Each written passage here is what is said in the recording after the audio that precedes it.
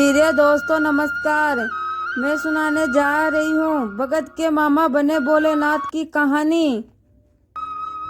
एक समय की बात है, किसी गांव में एक महिला अपने 2 साल के बेटे अपने भाई के साथ रहती थी। 6 महीने पहले ही उसके पति का देहांत हो गया था। वह अपने भाई के साथ मिलकर ही उनके खेतों पर काम किया करती थी। वो दोनों भाई बहन ऐसे तैसे करके अपना गुजारा कर रहे थे। उस महिला के बेटे का नाम रवि था। रवि अपने मामा से बहुत प्यार करता था। दोनों मामा भांजा एक साथ खाना खाते और एक साथ ही खेलते थे और सोते भी एक ही साथ थे। वो सभी काम एक साथ मिलकर किया करते थे। एक दिन रवि के मामा को किसी काम से विदेश जाना पड़ा तो रवि इधर फूट फूट कर रोने लगा और रोते रोते कह रहा था, मामा आप कहाँ जा रहे हो? अब आप कब आओगे? बेटा रवि, मुझे एक काम है जिसके लिए मैं दूसरे देश जा रहा हूँ। मामा आप जल्दी आ जाना, मुझे आपकी बहुत याद आएगी। बस बेटा, काम खत्म होते ही मैं तुरंत वापस आ जाऊंगा। ऐसा कहकर ही रवि के मामा वहां से चले गए। ऐसे ही कई दिन बीत गए। रवि के मामा वापस नहीं लौटे। बहुत टाइम हो गया था। रवि और उसकी माँ को मामा की कोई खबर नहीं मिली, जिस कारण वो बहुत दुखी रहते थे। रवि दिन रात अपनी माँ से मामा के लिए पूछता रहता था, माँ मामा कब आएंगे? माँ बोलती, जल्दी आएंगे बेटा। जब भी रवि अपने मामा के लिए रोता, माँ उसे चुप कराकर बोलती, रो मत बेटा, तेरे मामा बहुत जल्दी आएंगे। देखना, तेरे लिए खूब सारे खिलौने और खूब सारी मिठाइयाँ लाएंगे। ऐसे ही बहुत समय बीत गया, लेकिन रवि का मामा वापस नहीं लौटा। एक दिन रवि बहुत दुखी था। रवि को दुखी देखकर उसकी माँ बोली, बेटा तुम्हें कोई भी बात कहनी है भोलेनाथ से कह दो, वो सबकी इच्छा पूर्ण करते हैं और वो तेरी हर बात तेरे मामा तक पहुंचा देंगे। ये बात सुनकर रवि अब भोलेनाथ के मंदिर में जाता और भोलेनाथ को अपने मामा की बात कहता। जब भी रवि को याद आने लगती, तब भी वो भोलेनाथ के मंदिर में जाकर भोलेनाथ से बातें करता रहता था। ऐसे ही समय बीतता गया। एक दिन रवि की माँ बहुत बीमार हो गई। बीमार के कारण वो बहुत कमजोर हो रही थी। वो खाना भी नहीं बना पा रही थी। ऐसे में दोनों माँ बेटे भूखे ही बैठे थे। रवि बहुत भूखा था, इसलिए वो खाने की तलाश में गांव में निकल पड़ा।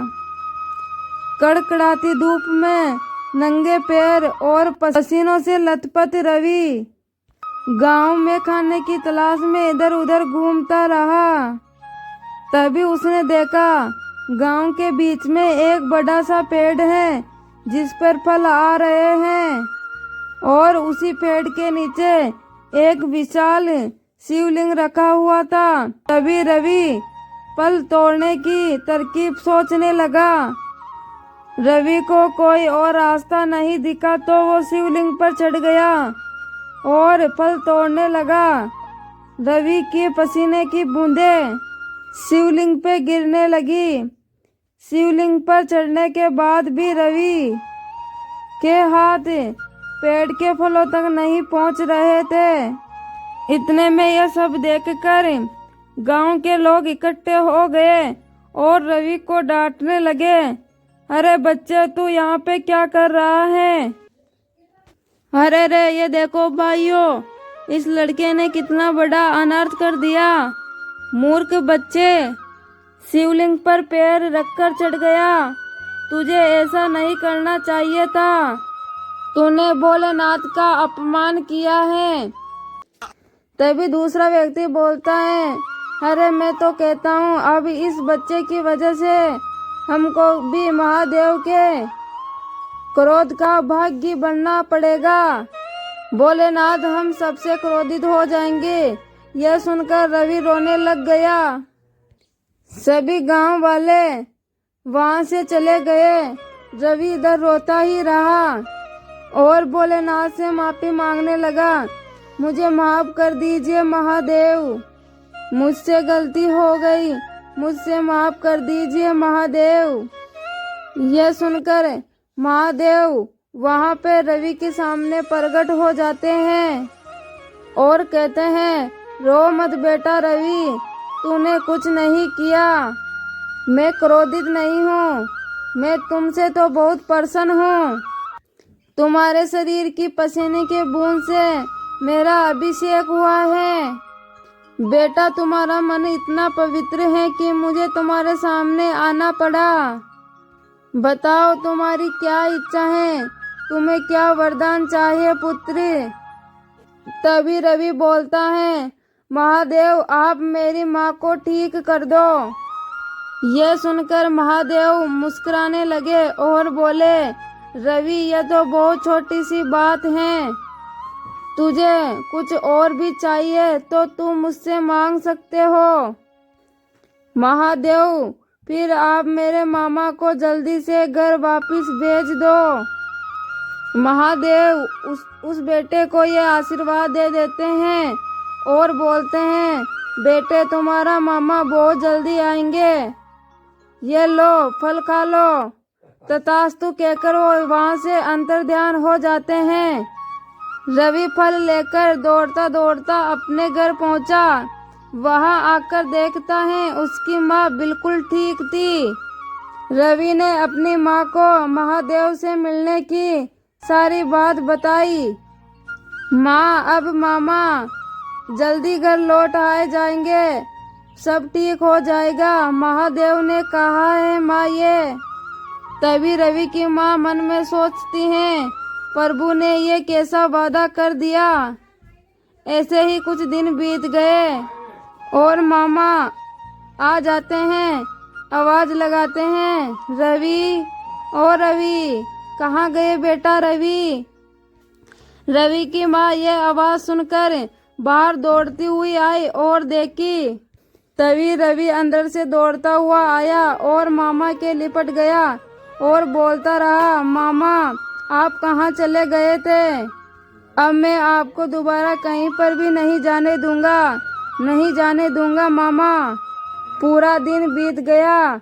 रात में रवि के सोने के बाद रवि की माँ अपने भाई के पैर पकड़ लिए और बोलने लगी, हे भाई आप भोलेनाथ हो ना, मैं जानती हूँ आप भोलेनाथ हैं, मैं जानती हूँ मेरा भाई तो बहुत पहले ही मर चुका है।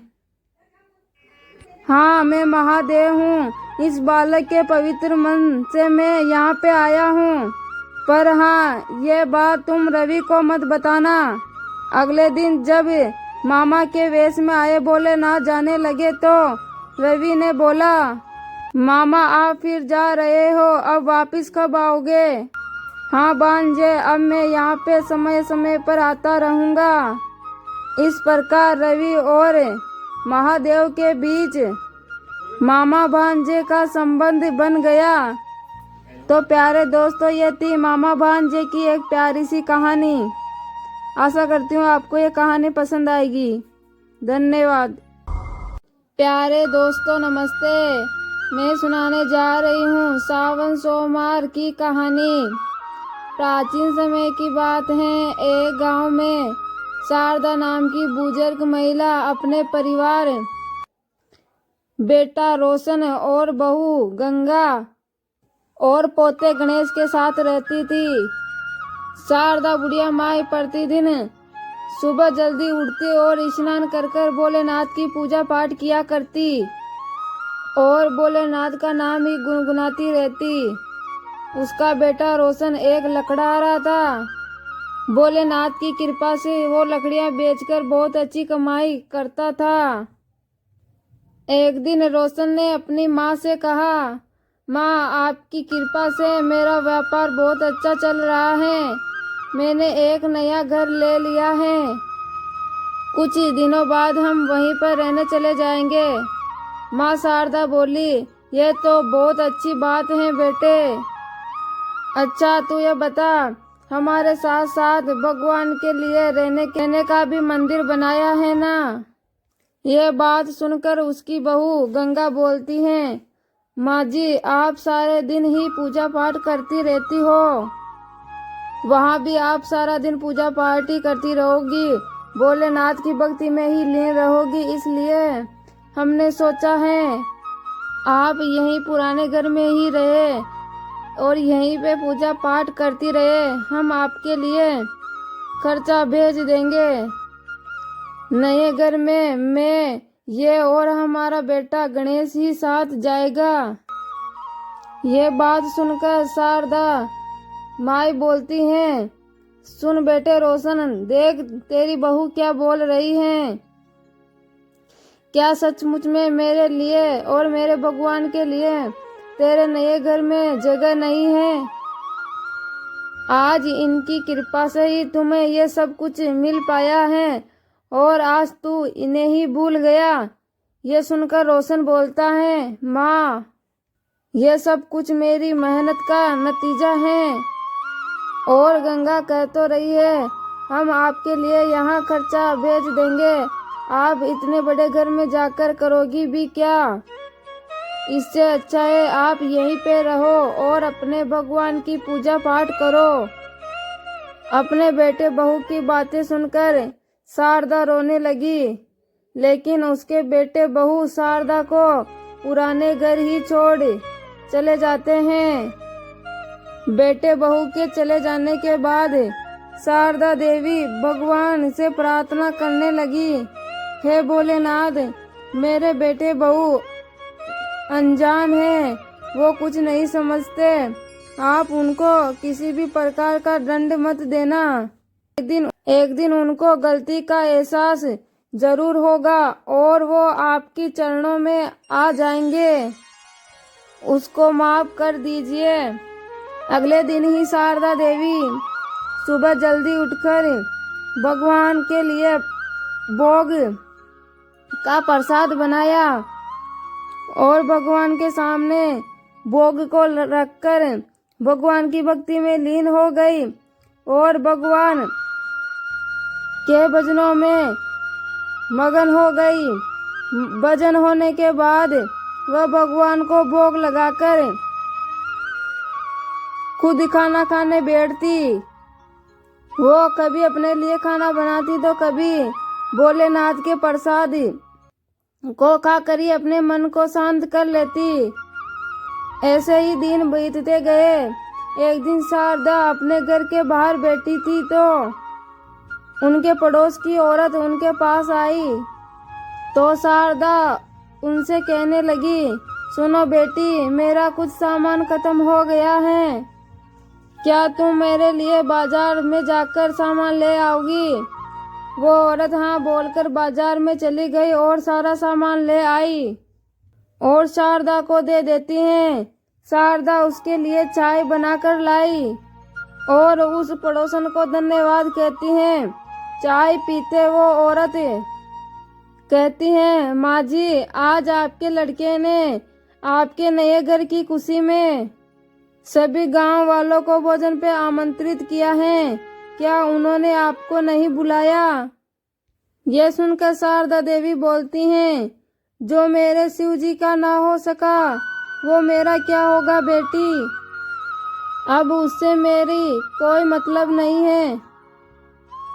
शारदा देवी की यह बात सुनकर वो औरत वहां से चली गई। ऐसे ही समय बीतता गया। शारदा देवी बहुत कमजोर और बूढ़ी हो गई। अब वो सिर्फ भोलेनाथ के प्रसाद का भोग ही बनाया करती थी और उसी को खाया करती थी। एक दिन शारदा देवी भोलेनाथ के पास बैठी और रोने लगी। और भोलेनाथ से कहती हैं, प्रभु अब मेरा इन संसार से मन भर गया है, अब आप मुझे अपनी शरण में ले लीजिए। ना जाने कितने कष्ट सहने पड़ेंगे मुझे आपकी शरण में आने के लिए। इतना कहकर वो भोलेनाथ की भक्ति और भजन करने लगी। फिर अगले दिन शारदा जल्दी उठी और स्नान कर भोलेनाथ के लिए प्रसाद बनाने बैठी तो आटा नहीं था, आटा खत्म हो चुका था। फिर शारदा को याद आया कि हमारे घर में गेहूं पड़े हुए हैं, तो वे गेहूं और चक्की को लेकर बैठ गई और गेहूं पीसने लगी। लेकिन उनकी कमजोरी की वजह से वो चक्की चला ही नहीं पा रही थी और वो रोने लगी। भोलेनाथ से कहने लगी, प्रभु आज मेरा शरीर साथ नहीं दे रहा है, मेरा नियम टूट जाएगा, मेरे शिव जी भूखे रहे, मुझसे बर्दाश्त नहीं होगा, मुझको शक्ति दो प्रभु जिससे मैं आपको भोग लगा सकूं। इतना कहकर शारदा एक बार फिर कोशिश करती है, लेकिन इस बार भी वो हार गई और बहुत रोने लगी। तभी उसके घर में बहुत तेज रोशनी हुई और पूरा घर प्रकाश से भर गया। उसने देखा कि भगवान शिव स्वयं चक्की चला रहे हैं। शारदा उनको देखकर हैरान हो गई। भोलेनाथ बोले, मैया क्या देख रही हो, मुझे जोरदार भूख लगी है, इसमें और गेहूं डालो। शारदा देवी को बिल्कुल होश नहीं था, वो रोते रोते चक्की में गेहूं डाल रही थी और भगवान शिव गेहूं पीस रहे थे। फिर जब शारदा देवी को सुध आई कि भगवान शिव गेहूं पीस रहे हैं, इसके बाद भगवान शिव ने कहा, मैया आपकी तपस्या सफल हुई, मांगो मैया आप क्या मांगना चाहती हो। भोलेनाथ की यह बात सुनकर शारदा देवी बोलती हैं, भगवान मुझे अपने चरणों में जगह दे दीजिए और मुझे कुछ नहीं चाहिए। भगवान शिव ने उसे आशीर्वाद दिया तो शारदा देवी पहले जैसे स्वस्थ हो गई। शारदा देवी ने भगवान के लिए हलवा बनाया।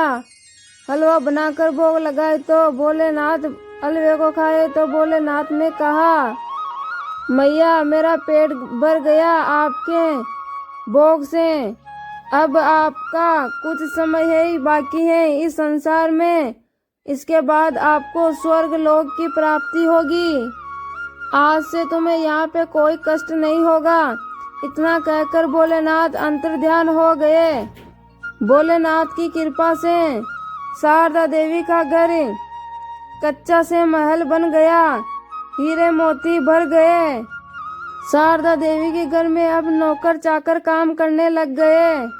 शिव के बारे में यह बातें सुनकर गंगा और रोशन अपनी माई शारदा के पास रोते हुए आए और शारदा के चरणों में गिर गए।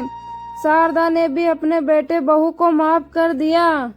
अब वो सभी साथ रह रहकर भगवान शिव की भक्ति करने लगे और भगवान शिव की भक्ति में ही लीन रहने लग गए।